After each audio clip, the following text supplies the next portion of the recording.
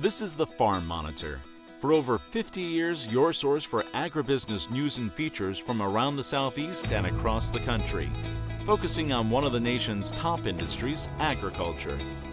The Farm Monitor is produced by one of the largest general farm organizations, the Georgia Farm Bureau. Now here are your hosts, Ray DeLessio and Kenny Bergamy. Well, hopefully you are just as excited to see us as we are to see you. Welcome to the Farm Monitor, your one-stop shop for everything related to Georgia ag. Case in point, the Georgia State FFA Convention. After 2 consecutive years of being virtual, it was back to its traditional format, in person and full of events and excitement. We'll talk to an advisor on the lessons learned during the trying times of COVID. Also on the program, what do you think when you hear the term sustainability in ag? And is it often overused? John HOLCOMB profiles one family operation who says without it, they'd be forced to shut their doors. And then later, this gentleman, he is the definition of sustainability in the human form. He is Olen Hill, and the things he still does to this day on the farm even amaze his family. Olen's story and so much more start right now on the Farm Monitor. Sustainability, it is quite the buzzword in today's society as consumers push for businesses to be more environmentally friendly. However, for those in the ag industry, the concept of sustainability is yesterday's news. John HOLCOMB explains.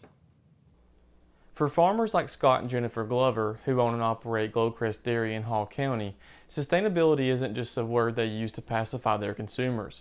It's something that they live by in order to keep their farm alive for generations to come. In the past few years, the word sustainability has been used often as people push for a greener world. For those in the dairy industry, like the Glovers, who own Glo-Crest Dairy, being sustainable has long been their objective for more than 2 decades when they got into the dairy business. In fact, they view it as the difference between staying in business and shutting their doors. We've been in the dairy business now for 22 years, milking cows. 11 years ago, we started Mountain Fresh Creamery. You know, at the farm here, we're just like any other dairy. We're here to take care of our animals, our cows. You know, our goal is to produce as high quality product as we can, and that transitions over to the creamery where it goes straight into a bottle and sold to the consumers. When I first hear the word sustainability, my first thought is how we can stay in business. I think that's the main thing about sustainability is actually being able to continue to farm. Right now in the dairy business especially, it's been really difficult. So, you know, for me, sustainability means how can we figure out ways that we're able to stay in the dairy business. And in the year 2022, in order to stay in business, meeting your bottom line is just the start. As perhaps now more than ever before, consumers demand that the products they buy and the businesses they buy from are working to be sustainable. We're milk producers, so you know our goal is to provide a high quality product for consumers, and I think now more than ever, it's very important that we show our consumers what we're doing on the farm and how we're doing it, and how we are sustainable and the practices that we use to try and limit our footprint as much as we can. It's for those reasons the Glovers and dairy farmers nationwide have worked hard implementing practices on their operations that are helping them be more sustainable. Things like reusing their water up to 4 times, planting cover crops, and using lagoons to capture waste from their cow barns that can be used as fertilizer for their fields. Practices they say are a great start towards being nothing but a sustainable operation for their sake and for future generations. I believe that as dairy farmers, we're making progress. We're not at perfection yet with sustainability, but it's something that we strive for every day. We don't necessarily live directly on our farm, but I know most dairy farmers live close to their farms or on their farms, so it's important to us, just as it's important to our neighbors, that we take care of our land. Scott and I have 2 children, and we hope that one day, if they choose to come back and dairy farm, that this farm will still be here for them. So it's important for us to take care of our land. Due to dairy farmers' strive towards sustainability, from 2007 to 2017, the carbon footprint to produce a gallon of milk in the U.S. was reduced by 19%. Reporting in Claremont for the Farm Monitor, I'm John HOLCOMB. Now to other ag news. After 3 years of waiting, the Georgia State FFA Convention finally back in person at the Macon Centerplex. Thousands of students all treated to multiple leadership workshops, competitions, and a career fair. More importantly, it was once again a chance to meet face-to-face with fellow students who share the same interest and passion for Georgia FFA. I think the last couple of years have taught us that we've taken a few things for granted. You know, just seeing the smiling faces, our colleagues, the students, student success. You know, you can't really replicate a kid walking across stage and earning a certain honor that they've worked hard to achieve. And so being here and getting to experience that, I think that we're all going to appreciate that just a little bit more this year. And in case you missed it, big congrats to Peach County's Tim Deese, your state FFA president for 2022-2023, to see the entire Georgia FFA officer team for the upcoming year. Be sure to log on to georgiaffa.org. Elsewhere, Pike County FFA hosting their first Commodities Night in the 9th Grade Academy, where students spotlighted the top 10 agricultural products from Georgia. The event, which was designed to promote agricultural awareness, featured a number of informational booths, giveaways, and even a Meals from the Field segment. It's an opportunity the students were thrilled to take part in. The kids are going to be talking about farm-to-fork process, food labeling misconceptions, myths of the industry, just making sure that we can make our consumers educated, and they're just really excited to promote this to the community, to showcase it. A lot of them told me today's the only reason they came to school today was for this event tonight, so they're very excited. While there's a common misconception that ag and innovation don't go hand in hand, there have been numerous groundbreaking technological advances within the industry over the past decade. Much of that can be credited to researchers like UGA's Simmer Verk, who recently took home a prestigious award. Damon Jones reports from Tift County. After growing up on a small farm in India, Simmer Verk knew he wanted to dedicate his career to bettering the agricultural industry. And for the past decade, he's done just that, helping advance technology in the fields. And for his work, he was recently named the National Conservation System's Precision Ag Researcher of the Year. That was a lot big an honor for me because I've been kind of working in almost 8 to 10 years in the precision ag side, and it's good to see some of the research we've been doing being acknowledged and recognized by the other peers, and it's also a lot motivational for us to continue doing this type of work, you know, especially in the state of Georgia here. We evaluate and test different technologies to see how they kind of fit in our production systems down here in the southeast or in Georgia specifically.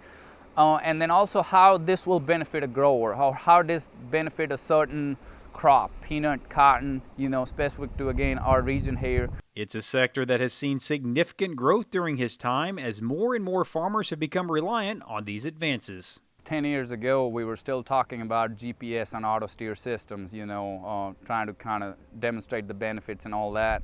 From there, that's a very basic technology, what we call today. And there is so much other technologies that have come into play, you know, in the last decade. And now you can see this state-of-the-art technology on just about every planter, sprayer, and combine in the field. It allows the farmer to make real-time adjustments instead of having to wait until the crop has started to come up. We have so many technologies and sensors on every piece of equipment on a farm we talk about. It's telling us exactly how much rate we're putting out.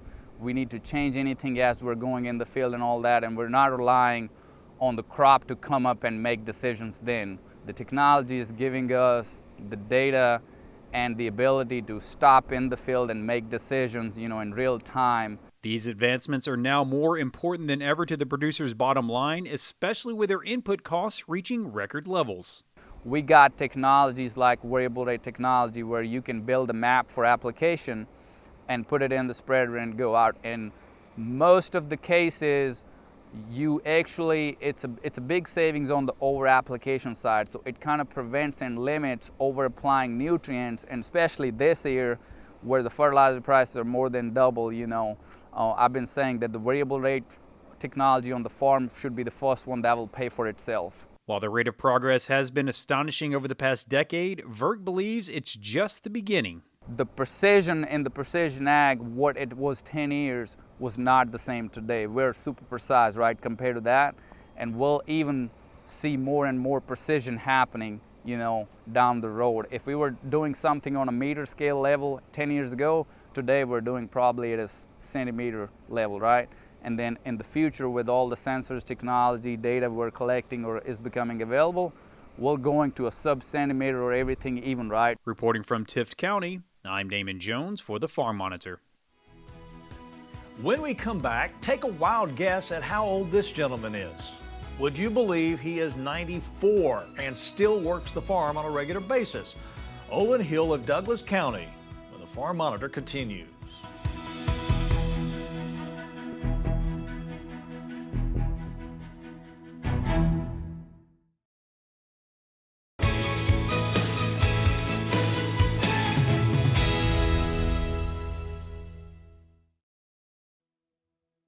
Each year, millions of Americans venture outdoors. Whether it's a trip to the local park, hiking their favorite trail, or camping in the wilderness, chances are that at some point they'll encounter poison ivy. It's estimated that 85% of the population is allergic to poison ivy, and as many as 50 million people are affected each year. Treatment for the dermatitis caused by exposure to poison ivy usually comes in the form of a steroid cream. And while the reaction rarely requires hospitalization, it can be painful and leave scars. I am the research leader for the Natural Products Utilization Research Unit in Oxford, Mississippi. We are housed in the National Center for Natural Products Research. This center is probably the largest concentration of natural products chemists in the country. And as a result, we are uniquely housed to work with our university partners to direct some of the research toward agricultural needs and objectives. It's partnerships like this, working alongside academia, where some of the greatest discoveries are made. One of the professors here at the University of Mississippi, Dr. Mahmoud El-Soli, and a chemist in his group came up with the idea of developing therapeutics that could be used to manage this nasty contact dermatitis infection or rash that you see. And they produced a series of analogs, and from that process they developed something that could be used therapeutically like a desensitizer to the allergic reaction. The product has begun FDA trials, and if approved, could mean that 50 million future outdoor adventures don't end up with a case of poison ivy dermatitis. Yeah, sign me up. I'm all for that. Well, you know, every now and then a story falls in our lap that we just cannot pass up, especially if it involves human emotion or maybe a person that defies all odds. For me, that story, that person, was Douglas County's Olen Hill, or as he's known to family and friends, just plain old Pop. Quick background on Pop. He grew up in Missouri, one of 12 children, all of them farming with their parents to make a living. Joined the Navy, which brought him to Georgia, where he raised his family and retired not once, not twice, but 3 times. He now lives in Lithia Springs on the family farm that's been around since 1950. And, oh, by the way, at 94 years old, Olen, aka Pop, still farms 3 to 4 times a week.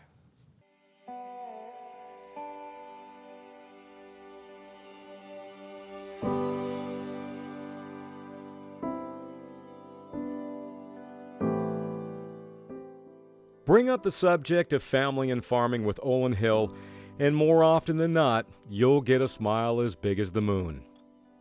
Bring up family and farming when Olen was a boy, you'll get that smile all right, but it may take him a while to collect himself.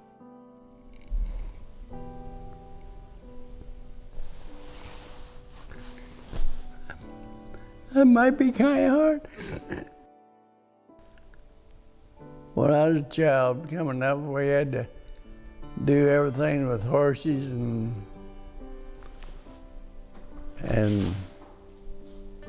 by just handwork, you know. We'd get up of a morning, harness the horses up, you know, at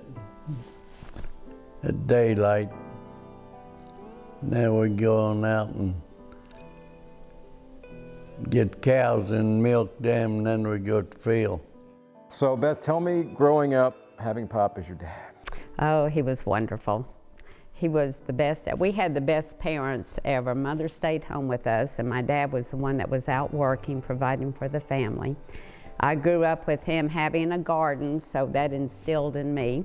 I also grew up knowing what hard work was, and you get up every day and you give a man more than what he's paying you for, because that's the principle of working with him. And met our daily needs, but if we wanted extra, we'd have to go out and get a job and babysit or things like that to have the extras, but we never did without, ever. Morals, values, and a work ethic that began on that Missouri farm nearly a century ago. A work ethic that Olen took with him to the Navy, where much of his time was spent working on a tugboat. Nowadays, despite the typical health ailments a person Olen's age experiences from time to time, there is pretty much nothing that will prevent Pop from working the farm and tending to the animals, even at the urging of his family, who admit they worry sometimes he does too much around the farm. When I see him out there, I think, oh my gosh, I wish I could be, I hope I live as long as he does and am able to do what he does. And this past summer, we used to raise hogs, and we've got out of that. So we had a hog shed that we decided that we would turn into an implement shed for the garden. So Andrew had the tractor pulling that round, and Pop was out there. So he didn't like the way it was, so we had to tear the whole thing down and rebuild it. And Pop was out there, Pop and me and Andrew when he could, but we were out there building the hog pen into the implement shed. Obviously, it's something that you have a passion about because you're out there all the time. What is it that just drives you to get out there, Pop? What is it about agriculture that you love so much? You can do what you want to. Mm-hmm. You know, you ain't got somebody standing over telling you what to do besides your dad. Still got that in the back of your head, don't you? Being yelled at on the farm, huh? Right. It's been said, if a wise old man ever gives you advice while peeling an apple with a pocket knife and eating pieces right off the blade, you should probably take it. Pop is both the blade and the apple, and his one piece of advice is a good one. Keep it up. Keep it up. Keep your knife and your apple.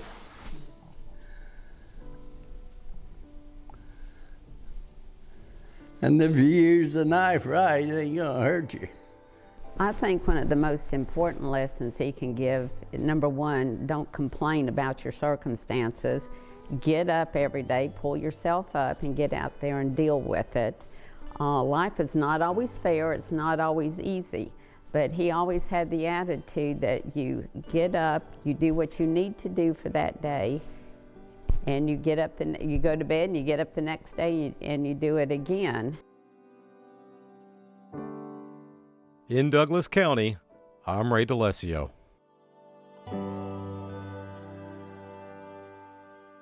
Great story, Ray. Thanks so much. Well, don't forget, if you missed any part of Ray's feature or others on today's program, you can still see them in their entirety at our YouTube channel. Plenty of content and a variety of subjects to choose from. Best of all, the archives go all the way back to 2009. Well, many credit his leadership with achieving the success of what is now Georgia's #1 agricultural commodity, poultry. The life and times of Henry Massey. But first, as we go to break, a message from Georgia Farm Bureau's Membership Acquisition Manager. Hi, it's Slayton Carter with Georgia Farm Bureau. First, I want you to know how glad we are that you're watching Farm Monitor. You can actually thank our members for programming like this. It's part of our mission to not only protect agriculture in Georgia, but also to educate folks about ag, whether that be through sharing the ag news of the day or through a Ranger Nick feature. Speaking of education, did you know that Georgia Farm Bureau also has an Ag in the Classroom program where we partner with elementary schools across the state to provide free educational tools for teaching ag-related concepts in the classroom? We believe it's vital to teach young kids about the role agriculture plays in society, because after all, there isn't a single person who doesn't benefit from agriculture. From the food we eat, to the clothes we wear, to the homes we build, it all starts with a farmer. So it doesn't matter who you are or where you come from, everyone needs a farmer. And we need our grandchildren to grow up knowing the value of the role they play in our daily lives. If you feel the same way, we invite you to join us. Become a member of Georgia Farm Bureau for only $35 and help us provide teachers and parents with the ag education resources they need for their children. We're a grassroots organization, which means your membership dollars are directly supporting families in your own county. If you visit our website and join online during the month of Membership May, you'll receive an exclusive thank you gift from us while supplies last. Learn more by visiting gfb.ag/join.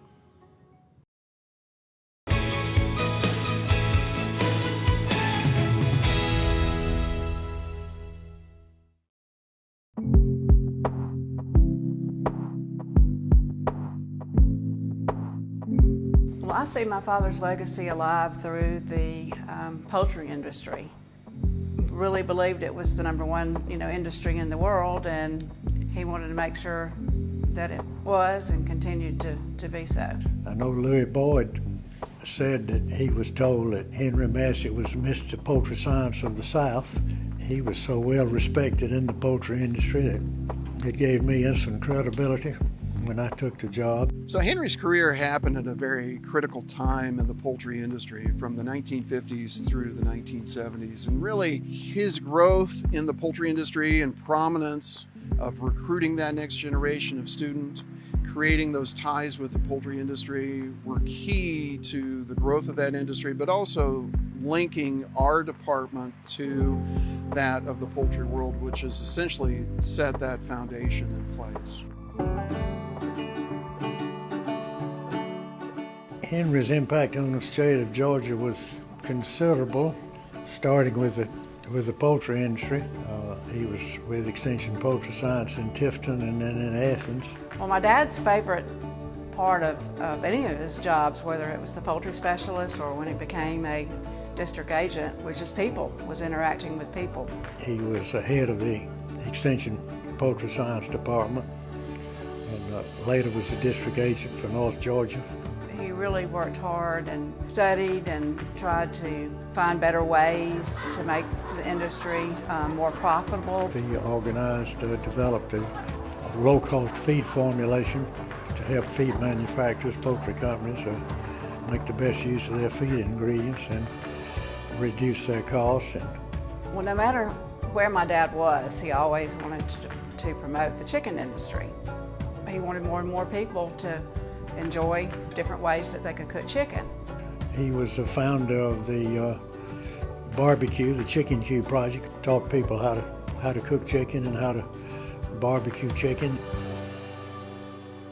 So the Four Towers building behind me used to be the dairy barn, and it was slated for demolition. The university was going to demolish the dairy barn, and that if we could raise $32,000, it could be saved and utilized by Extension Poultry Science.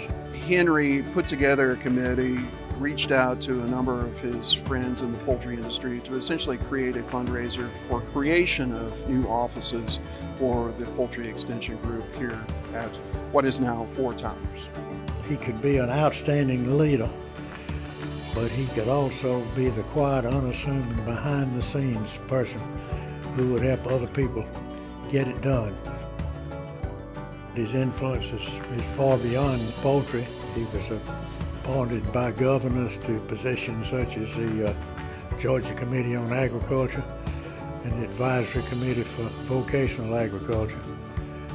He was honored with resolutions of commendation by both the House and the Senate. So the other way that we recognize Henry is the Abbott and Henry Massey Scholarship, which we still give today to our poultry science students. So that legacy of honoring their history and what they've done for the poultry world in Georgia lives on today for that next generation of poultry science students.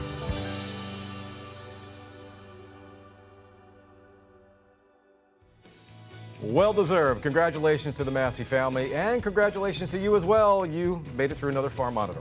Thanks for watching, everybody. Stay safe and have a great week.